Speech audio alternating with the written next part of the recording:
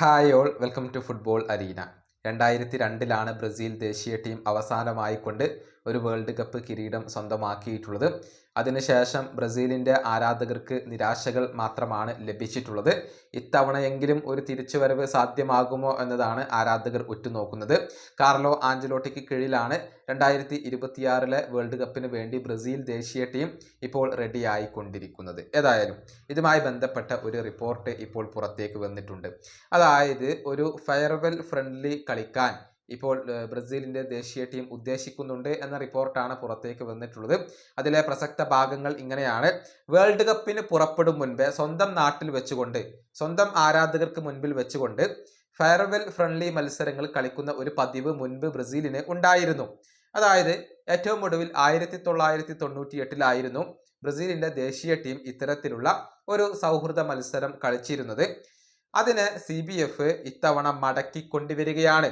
അത്തരത്തിലുള്ള ഒരു സൗഹൃദ മത്സരം സ്വന്തം നാട്ടിൽ വെച്ചുകൊണ്ട് കളിക്കാൻ ബ്രസീൽ ഉദ്ദേശിക്കുന്നു എന്ന കാര്യം CBFിന്റെ പ്രസിഡന്റായ സമീർ സൗദ് കഴിഞ്ഞ ദിവസം കൺഫേം ചെയ്തിട്ടുണ്ട്. ഡിസംബർ 5 വാഷിംഗ്ടണിൽ വെച്ചുകൊണ്ടാണ് വേൾഡ് കപ്പിന്റെ ഗ്രൂപ്പ് സ്റ്റേജ് നറുക്കെടുപ്പ് നടക്കുക. അതിനുശേഷമാണ് ഇക്കാര്യത്തിൽ ഒരു തീരുമാനം എടുക്കുക. കൂടാതെ കോച്ചിങ് സ്റ്റാഫിനും ഇക്കാര്യത്തിൽ തീരുമാനമെടുക്കാനുള്ള ഒരു അധികാരം CBF നൽകും എന്നുള്ളതാണ്. പക്ഷേ ഈ സൗഹൃദ മത്സരത്തിനുള്ള തീയതി ഒരു പ്രശ്നമാണ്. കാരണം മെയ് 30 ചാമ്പ്യൻസ് ലീഗ് ഫൈനൽ നടക്കുന്നത്.